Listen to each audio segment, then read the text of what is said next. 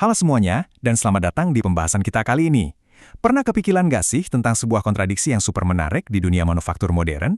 Gini, kita menggunakan batu-batuan yang kasar, tajam, dan sama sekali nggak beraturan, justru untuk menciptakan permukaan yang paling halus, paling mulus, dan paling presisi di dunia. Yap, ini adalah seni pemesinan abrasif. Dan percayalah, ini jauh lebih rumit daripada sekedar menggosokkan amplas ke sepotong kayu. Yuk, kita bongkar bareng-bareng.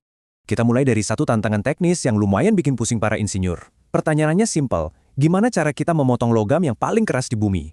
Di dunia manufaktur nyata, sering banget kita ketemu material yang kelewat keras atau terlalu rapuh buat proses potong biasa. Boro-boro dibentuk ya, digores aja susah. Alat potong konvensional jelas menyerah. Jadi, kita butuh sebuah pendekatan yang benar-benar berbeda. Dan ngomong-ngomong, kita di sini bukan cuma sekedar asal memotong ya, kita bicara soal akurasi tingkat dewa. Coba bayangkan ukuran 1 mikrometer. Itu 1/1000 milimeter. Komponen modern zaman sekarang seperti bantalan peluru atau sirkuit terpadu di dalam gadget Anda, itu menuntut toleransi submikron yang ekstrem ini. Malahan permukaannya dituntut punya tingkat kekasaran serendah 0,025 mikrometer. Kedengarannya mustahil kan?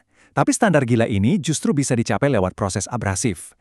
Nah, buat paham bagaimana keajaiban ini bisa terjadi, ini rute perjalanan kita.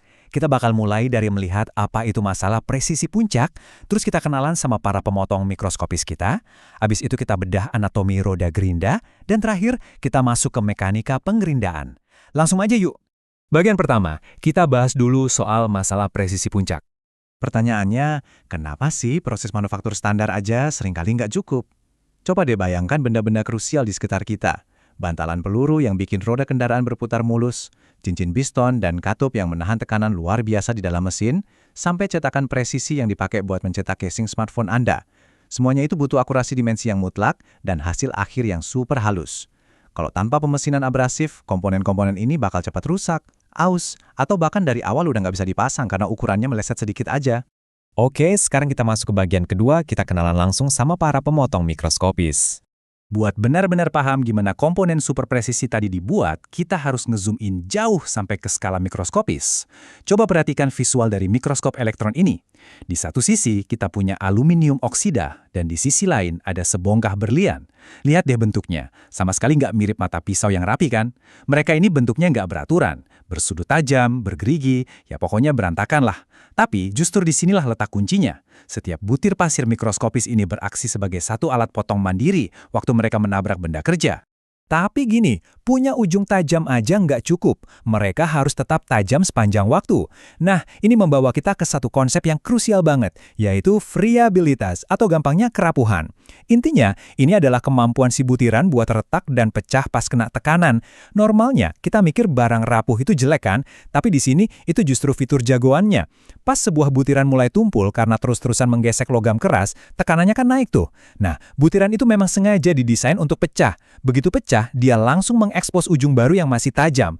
Ini ibarat pisau yang bisa menajamkan dirinya sendiri secara otomatis. Brilian banget kan? Terus gimana cara para insinyur mengontrol tingkat kerapuhan ini?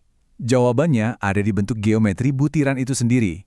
Kalau bentuknya lebih padat, atau istilahnya blocky, kayak kotak gitu, mereka biasanya sangat tangguh dan gak gampang pecah.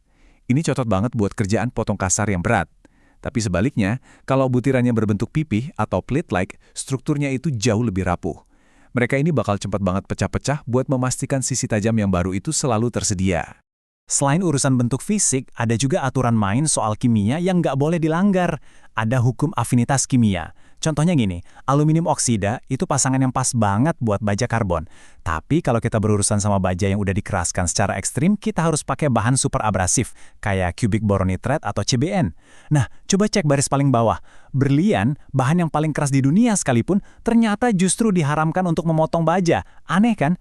Ternyata alasannya, pada suhu super panas saat digerinda, karbon yang ada di dalam berlian itu malah bakal larut ke dalam besi. Jadi, paham pasangan kimia yang tepat itu sama pentingnya dengan memilih ketajaman.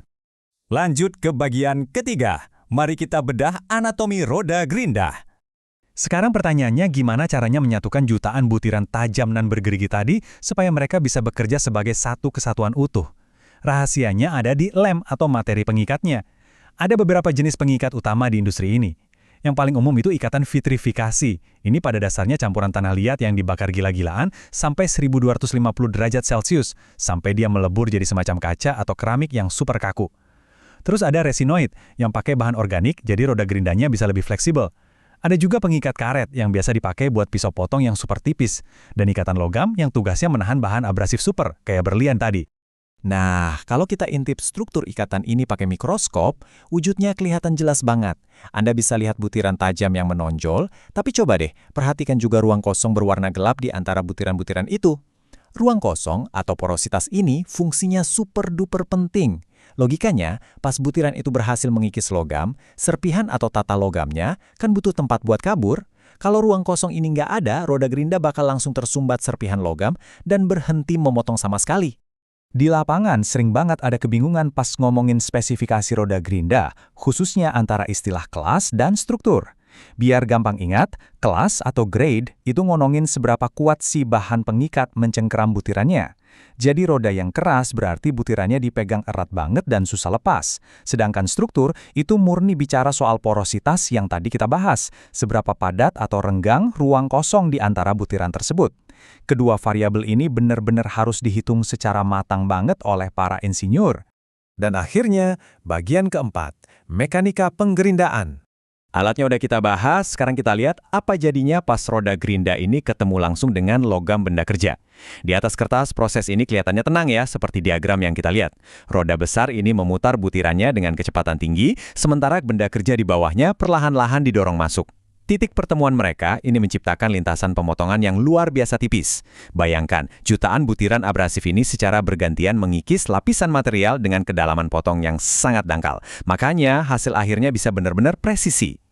Tapi, jangan sampai diagram yang anteng tadi bikin Anda tertipu. Di dunia nyata, ini adalah proses yang sangat-sangat brutal dan cepat. Bayangin, kita punya jutaan alat potong mikroskopis yang lagi menghantam logam dengan kecepatan sampai 150 meter per detik. Dan ingat, mereka ini punya sudut tatal yang negatif, sekitar minus 60 derajat. Artinya, mereka ini kerjanya lebih mirip menabrak benda kerja, bukan cuma sekedar mengiris. Tabrakan ekstrim inilah yang secara paksa membuat logam mengalami deformasi plastis yang masif dan merobek logamnya menjadi serpihan-serpihan kecil. Buat ngebuktiin kalau ini beneran proses pemotongan dan bukan sekedar digosok atau dilelehkan, coba kita lihat debu serpihannya di bawah mikroskop. Serpihan mikroskopis ini biasa disebut swarf. Kelihatan jelas banget kan? Debu halus itu aslinya adalah kumpulan gulungan tata logam yang panjang. Bentuknya persis kayak tatal besar yang biasanya Anda lihat berceceran di lantai bengkel bubut, hanya saja ini ukurannya mikro.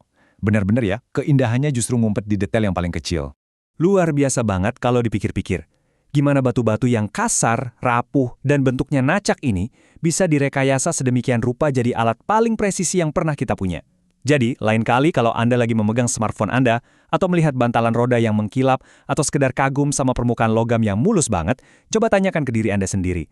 Butuh berapa juta tabrakan mikroskopis ya buat bikin benda itu sampai ada di tangan Anda? Keren banget kan? Terima kasih udah ngikutin pembahasan ini. Teruslah menggali rasa ingin tahu Anda, dan sampai jumpa!